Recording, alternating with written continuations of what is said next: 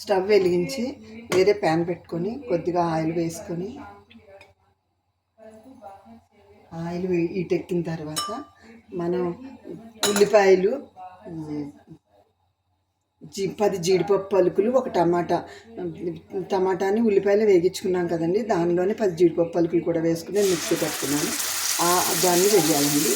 వేసి గోరగా వేగించాలి, కొంచెంసేపు వేగించాలండి.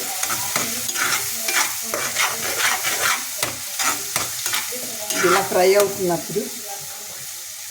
ఫ్రై అవుతున్నప్పుడు దీనిలో మనం కొంచెం పసుపు,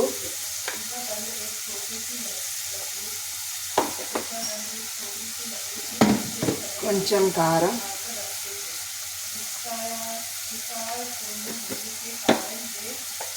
కొంచెం ధనియాల పొడి, జీలకర్ర పొడి వేసుకొని బాగా కలుపుకోవాలండి.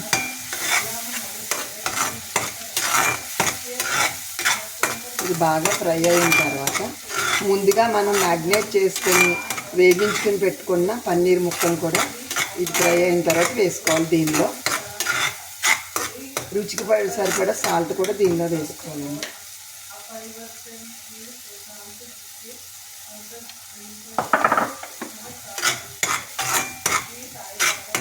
మ్యాగ్నేట్ చేసి ముందుగా మనం వేగించుకున్న పన్నీర్ ముక్కలు కూడా వేసుకోవాలండి. ఇందులో వేసుకొని బాగా కలుపుకోవాలండి.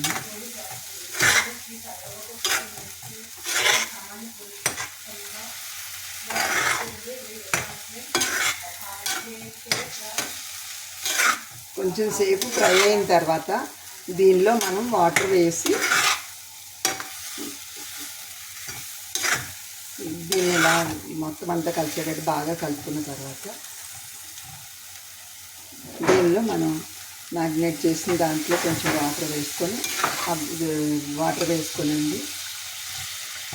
వాటర్ వేసుకొని దీన్ని మూత పెట్టుకుని కొంతసేపు ఉడికించుకోవాలండి. ఇలా మొత్తం మనము పేస్ట్ వేగిన తర్వాత మనం పన్నీర్ ముక్కలు వేసుకొని కొంచెం వాటర్ వేసుకుని ఉడికించుకున్నాం కదండి. ఇది అయిపోయిన తర్వాత లాస్ట్లో కొద్దిగా మనం గరం మసాలా పొడి, మీ ఉప్పు కారం అనేవి మీ టేస్ట్కి తగ్గట్టుగా వేసుకోవచ్చండి. ఇలాగే వేయాలని ఏమీ లేదు. కాకపోతే నేను 1/2 kg పన్నీర్కి 1 టమాటా, 1 ఆనియన్ పెద్దది తీసుకున్నానండి. తర్వాత కచూరి మెంతి కొత్తిమీర కొద్దిగా వేసి బాగా కలిపితే ఎంతో రుచికరమైన డాబా స్టైల్ పన్నీర్ కర్రీ రెడీ అయిపోయిందండి. ఇది రోటీలో కానీ అన్నంలో కానీ చాలా టేస్టీగా బాగుంటుందండి. నా వీడియో మీకు నచ్చినట్టయితే లైక్ చేసి నా ఛానల్ని సబ్స్క్రైబ్ చేసుకోండి. మీ ఫ్రెండ్స్ అండ్ రిలేటివ్స్కి ఫార్వర్డ్ చేయండి. ఇంతేనండి, కర్రీ రెడీ అయిపోయింది. ఎంతో healthy and tasty paneer curry ready అయిపోయిందండి. మీరు ఈ స్టైల్లో చేసుకుని తింటారని నేను ఆశిస్తున్నాను. Thank you for watching.